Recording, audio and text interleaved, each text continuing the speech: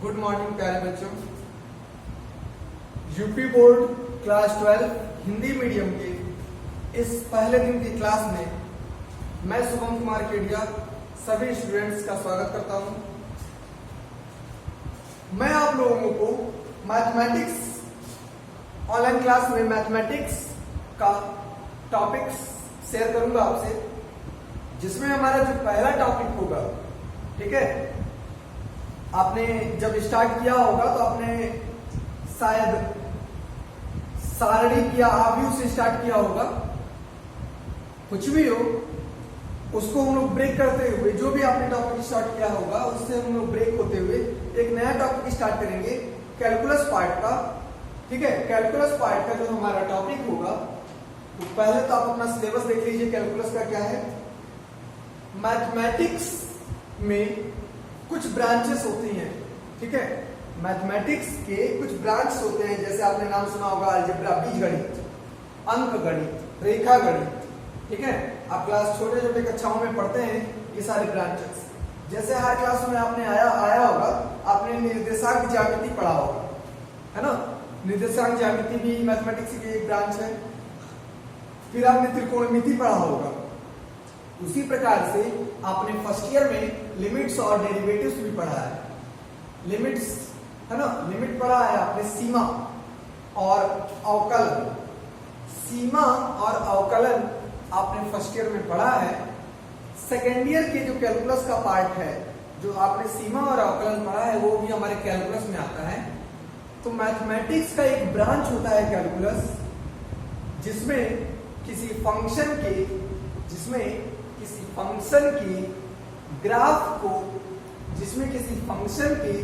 Graph को mathematical रूप दिया जाता है, गणितीय रूप दिया जाता है, और उसके ग्राफ की विस्तृत विवेचना की जाती है।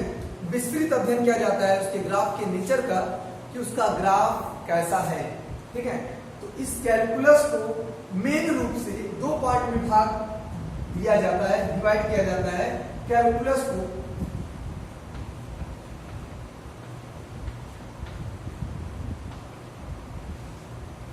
कौन कौन से दो पार्ट होते हैं?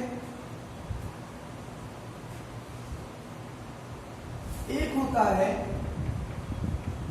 अवकलन, दूसरा होता है समाकलन, है ना। और इसमें और भी दो पार्ट्स होते हैं। कौन कौन से? सीमा और सततता।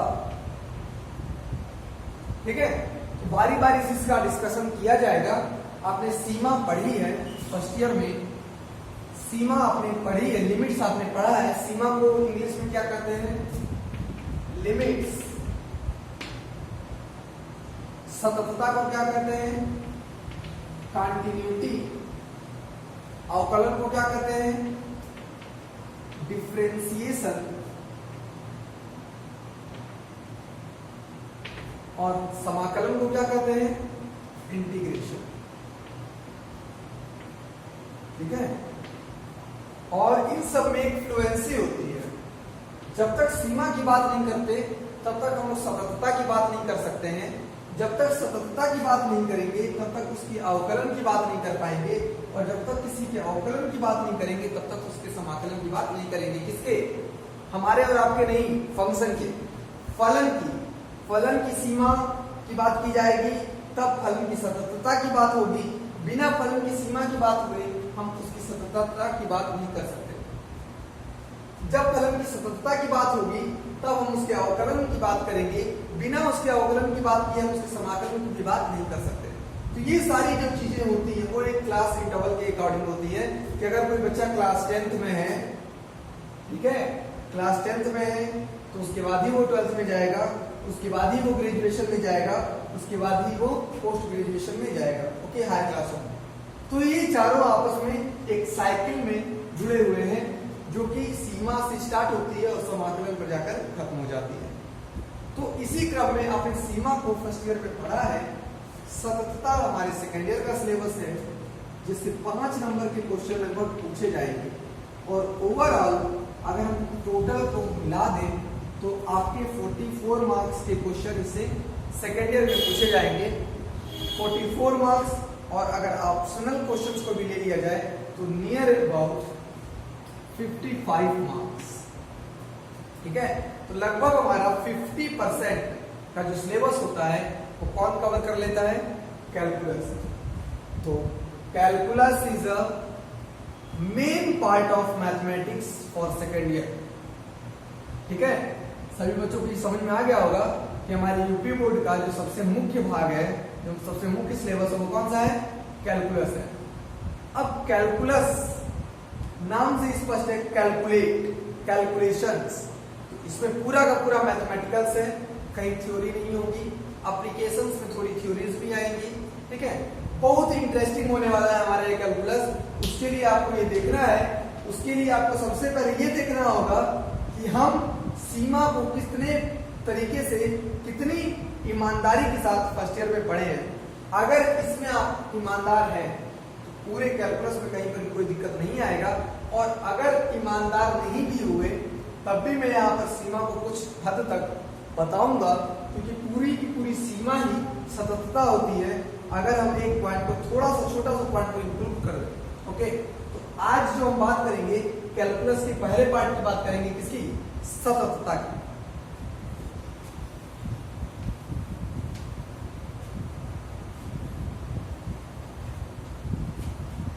आज के जो पहले दिन का जो हमारा होने वाला है टॉपिक, उसको आपको बस ध्यान से सुनने की जरूरत है, ध्यान से यहाँ पे समझने की जरूरत है।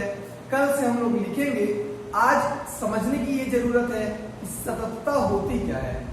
एक कहानी के थ्रू समझिए, एक ग्राफ के थ्रू इसको देखिए।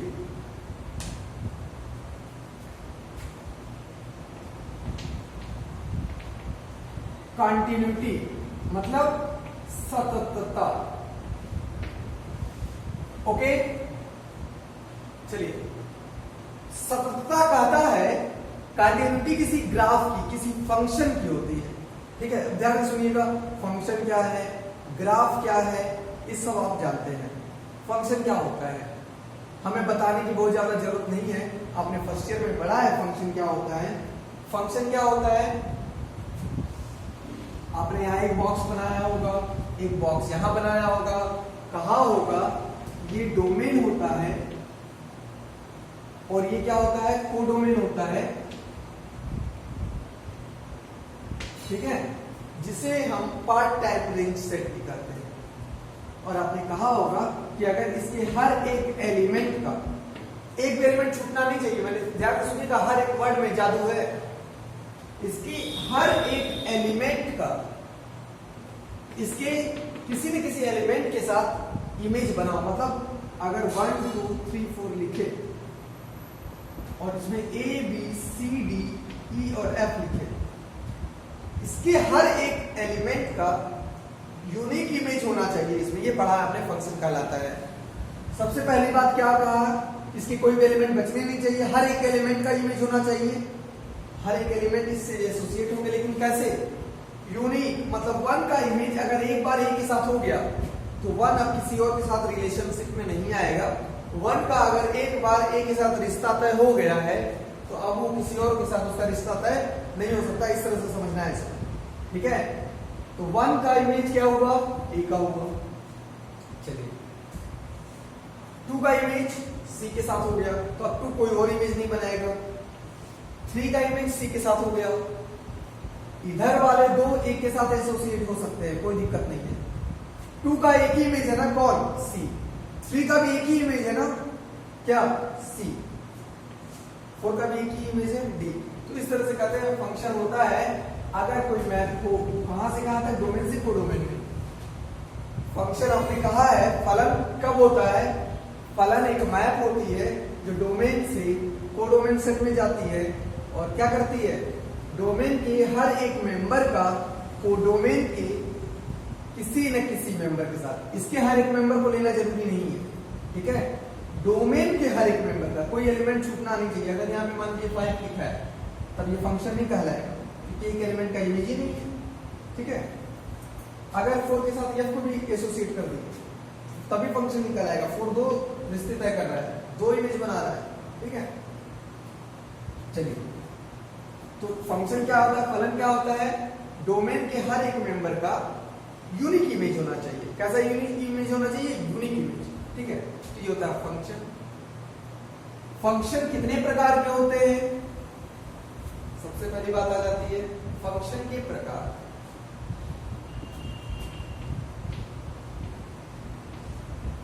फलन के प्रकार, ठीक है। क्या होता है फलन के प्रकार, पहला होता है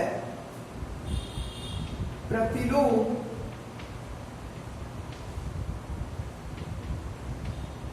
त्रिकोणमितीय फलन, जिसको हम लोग इंग्लिश में क्या कहते हैं, inverse trigonometrical function. I, capital I लिखते हैं। आई का मतलब होता है इनवर्स ट्रिग्नोमेट्रिकल फंक्शन, मतलब प्रतिलोम त्रिकोणमितीय फलन। इसके एग्जांपल क्या ले सकते हो आप, एग्जांपल ले सकते हो sine inverse x, cos inverse x, etcetera, ठीक है ना।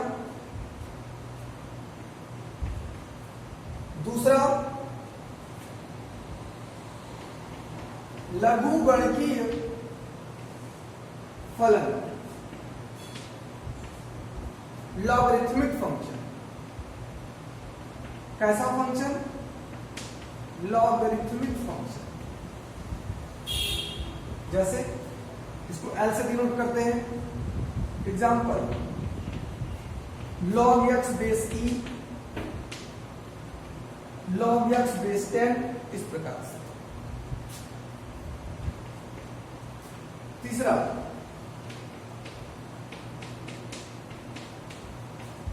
बीजगणितीय फलन, बीजगणितीय फलन को इंग्लिश में क्या कहेंगे,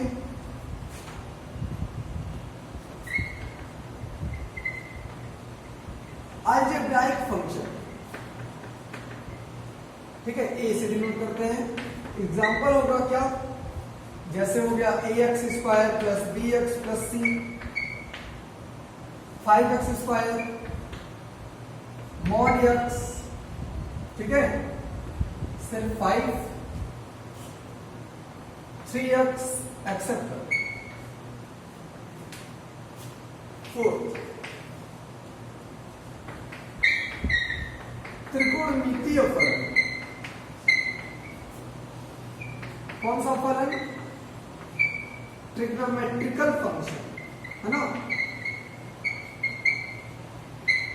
ट्रिग्नोमेट्रिकल फंक्शन।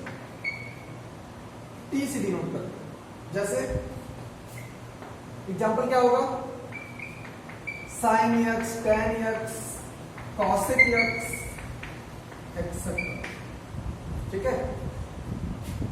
और लास्ट में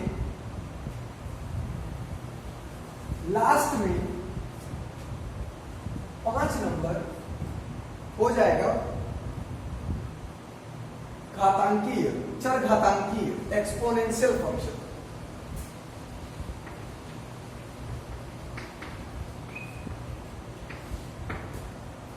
चर घातांकीय फलन, एक्सपोनेंशियल फंक्शन। ये क्या होता है, इसका नोटेशन होता है ई, सबके पहले लेटर्स का नोटेशन होता है आई, एल, ए, ई और ई। जैसे 2 टू द पावर x हो गया, e to the power x हो गया, a to the power x हो गया, एक्सेट्रा, ठीक है। और इसको हम लोग पढ़ते क्या है,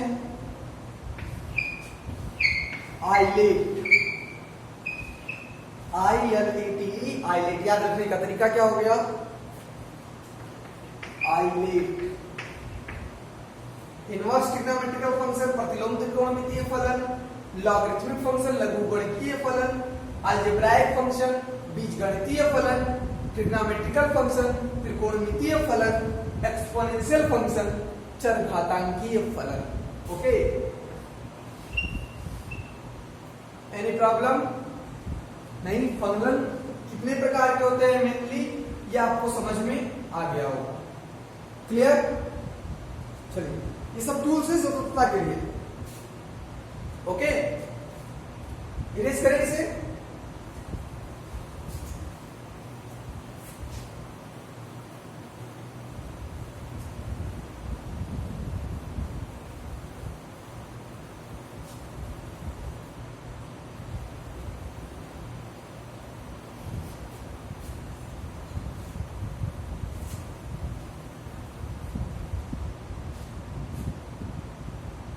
यह तो बात हुई फलन के प्रकार की। अब हम बात करते हैं कि सततता क्या है। ठीक है, सततता कहता है, एक उससे भी पहले एक चीज और बताइए कि अगर कोई फलन है, आपने सबका ग्राफ पढ़ा है, साइन एक्स का भी ग्राफ होता है त्रिकोणमितीय फलन का, इनवर्स त्रिकोणमितीय फलन जब आप पढ़ेंगे तो उसका भी ग्राफ पढ़ाया जाएगा। आपने घातांकी श्रेणी e पे पावर x का भी ग्राफ पढ़ा होगा, log x का भी ग्राफ पढ़ा है। मतलब हर फंक्शन के कुछ न कुछ ग्राफ होते हैं। ठीक है, every function have a graph, her function का कुछ न कुछ ग्राफ होता है। ठीक है, जैसे अगर हम fx इक्वल टू क्या लिख दें, साइन x ही लिख दें। अगर हम fx इक्वल टू क्या लिख दें, साइन x ही लिख दें। आपको पता है fx को हम लोग लिखते हैं y। ठीक है, fx को क्या कहते हैं, y, क्योंकि ये fx जो होता है वो y एक्सिस पर प्लॉट किया जाता है। x की वैल्यू 1 लिखोगे f ऑफ 1 मतलब y की वैल्यू x की वैल्यू 1 पर y की वैल्यू क्या आएगी तो वो पता चल जाएगी। ठीक है, इस प्रकार से हम fx को क्या कहते हैं, y कहते हैं, क्योंकि ये y एक्सिस पर प्लॉट किया जाता है फंक्शन। ठीक है, तो इसका भी ग्राफ होता है। जैसे ध्यान से सुनिए,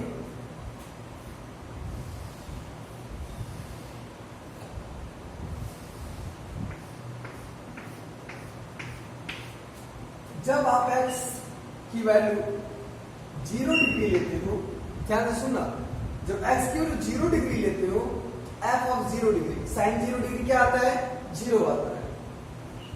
fx को क्या आ गई, 0 आ गई, fx को y करते हैं, क्या करते हैं, y करते हैं। तो जब x की वैल्यू 0 लिया तुमने तो साइन 0 की वैल्यू क्या आई, मतलब y की वैल्यू क्या आई, साइन 0, साइन 0 की वैल्यू 0। जब 45 डिग्री लोगे, 30 डिग्री ले लो, 30 डिग्री लोगे तो साइन 30 डिग्री की वैल्यू कितनी आती है, 1/2 आती है।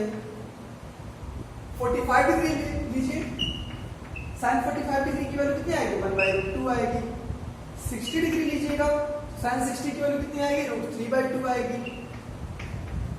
90 डिग्री ले लीजिए, साइन 90 डिग्री की वैल्यू कितनी आएगी, 1 आएगी। जब आप इसका ग्राफ प्लॉट करते हो ना, क्या करते हो, यहाँ लिखते हो 0 डिग्री, यहाँ 30 डिग्री, यहाँ 45 या 30, 60, 90, 45 बीच में होगा। ठीक है, x की जब 0 डिग्री है तो वैल्यू 0 आई है, तो 0 पे 0, 30 डिग्री पर आई है 1/2 यहाँ पर होगा, 1/2 ले लिया। 45 डिग्री पर आई है 1/2, 1/2 का मतलब होता है 0.5, इसका मतलब होता है 0.7। ठीक है, तो उससे थोड़ा सा ऊपर आएगा, यहाँ पे मान लीजिए आ गया। 60 डिग्री करोगे तो √3/2, इसकी वैल्यू 0.8 के आसपास होगी, कुछ और ऊपर आएगा थोड़ा, यहाँ पर आ गया। फिर जब 90 डिग्री करोगे तो 1 आ जाएगा, इसकी वैल्यू 1 सबसे ऊपर आएगा। ठीक है, तो ये ग्राफ इस प्रकार से होगा। फिर जब आप 180 डिग्री पर आओगे, फिर इसकी वैल्यू ऐसे आ जाएगी, फिर इसकी वैल्यू ऐसे जाएगी। ओके, फिर इसका ग्राफ जब ड्रा करोगे तो इसका ग्राफ ऐसे जाएगा, ऐसे। तो सारे इसका ग्राफ हुआ।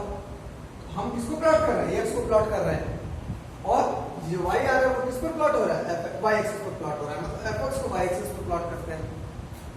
तो हम ये क्यों बता रहे हैं, हम ये इसलिए बता रहे हैं कि ये भी एक फंक्शन है, ट्रिग्नोमेट्रिकल फंक्शन, और इसका भी ग्राफ होता है। मतलब हर एक फंक्शन का अपना ग्राफ होता है। क्लियर हो गया? हर एक फंक्शन में अगर हम x की वैल्यू लिखते जाएं तो उसके करस्पॉन्डिंग हमें y की वैल्यू मिलती जाएगी, और उसी से हम लोग ग्राफ बना लेंगे। क्लियर? तो ये हर फंक्शन का कुछ ना कुछ ग्राफ होता है। तो जिस फंक्शन का ग्राफ, अब आती है सततता की बात, जिस फंक्शन के ग्राफ में कोई ब्रेकिंग ना हो, जिस फंक्शन के ग्राफ में कोई ब्रेकिंग ना हो, उस फंक्शन को हम लोग कहते हैं कि वो फंक्शन या वो फलन सतत है। क्या है? सतत है, कंटिन्यूअस है। क्या कहा हमने कि अगर किसी फलन का हम लोग ग्राफ ड्रा करें और उसमें कहीं पर भी ब्रेक ना आए, मतलब एक बार में उसको ड्रा कर सकें। जैसे sin x के ग्राफ को देखा जाए तो ध्यान से सुनिएगा, 0 से अगर हम 180 डिग्री की बात करें, 0 से अगर हम 180 डिग्री की बात करें तो इसके ग्राफ में कहीं पर भी ब्रेकिंग नहीं आई है। एक बार में हम लोग इसको ड्रा कर लेंगे, ठीक है, बिना चाप उठाए। अगर हम सततता की बात करें तो सबसे पहली बात ये होती है कि अगर किसी फलन के ग्राफ में कहीं पर भी कोई ब्रेक, कहीं पर भी कोई टूटी हुई लाइन नहीं मिलती है तो कहते हैं कि वो फंक्शन कंटिन्यूअस है, मतलब सतत है। ठीक है, या जिस कर्व के या जिस फंक्शन का ग्राफ हम लोग ड्रा करें और उसके ग्राफ को हम लोग बिना चाप उठाए या आप लोग बिना पेन उठाए एक बार में ऐसे ड्रा कर लोगे तो क्या कहलाएगा? वो फंक्शन सतत कहलाएगा, कंटिन्यूअस कहलाएगा। क्लियर? ये फंक्शन की सततता की बात होती है थ्योरेटिकल। ग्राफिकली हमने बात कर ली, ग्राफिकली या थ्योरेटिकली।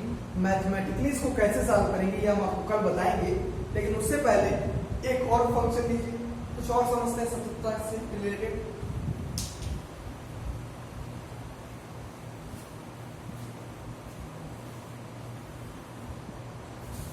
मान लीजिए कोई फंक्शन इस प्रकार से है, यहां पर है मान लीजिए वैल्यू -1, यहां पर है वैल्यू 3। ध्यान से समझिएगा, और इसका ग्राफ इस प्रकार से है। तो -1 पर इसका कुछ ना कुछ वैल्यू रहा होगा, यहाँ पे 3 पर भी इसकी कुछ ना कुछ वैल्यू रही होगी, क्योंकि ग्राफ मिल रहा है हमें। तो आप देखो -1 के बाद हम जैसे जैसे आगे बढ़ रहे हैं, अगर हम यहाँ पे ड्रा करें इसका कुछ न कुछ पॉइंट आया होगा, यहाँ पे ड्रा करें तो इसका कुछ न कुछ पॉइंट आया होगा, यहाँ पे ड्रा करें तो इसका कुछ न कुछ पॉइंट आया होगा, यहाँ पर भी कुछ आया है। मतलब -1 से 3 के बीच में हर एक पॉइंट पर कुछ न कुछ वैल्यू मिली है और उस पॉइंट को मिला दिया गया है, तो एक इस प्रकार का कर्व बन गया। ये तो हुआ मतलब। तो जब आप देखोगे कि -1 से 3 के बीच में, ध्यान सुना, -1 से 3 के बीच में ये फंक्शन f(x) है जिसका ग्राफ ये है। अगर किसी फंक्शन का ग्राफ हम देख रहे हैं -1 से 3 के बीच में हर एक पॉइंट पर मिल रहा है, मतलब कहीं पर भी इसमें ब्रेकिंग आ रही है? नहीं आ रही है। तो -1 से 3 के बीच में इसमें कहीं पर भी ब्रेकिंग नहीं आ रही है, और हमको इसको -1 से 3 के बीच में बिना चाप उठाए एक बार में ड्रा कर ले रहे हैं, इसीलिए फंक्शन -1 से 3 के बीच में क्या है? कंटिन्यूअस है। आगे की बात नहीं करेंगे। -1 से 3 के बीच में हम लोग देख रहे हैं कि इस फंक्शन में कहीं पर भी ब्रेकिंग नहीं आ रही है, इसका मतलब हुआ ये फंक्शन हमारा सतत है। क्लियर? लेकिन अगर हम इस फंक्शन की बात करें, इस कर्व की बात करें,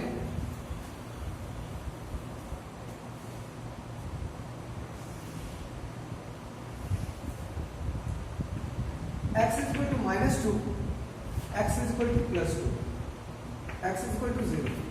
सपोज कर लीजिए कोई फंक्शन इस प्रकार से है, x is equal to 1। तो आप देखोगे कि x is equal to -2 से x is equal to 2 पर हम वैल्यू देखें तो x is equal to -2 से x is equal to 0 तक या x is equal to 1 तक हमें वैल्यू मिल रही है। 1 पर नहीं मिल रही है, 1 के पहले तक मिल रही है।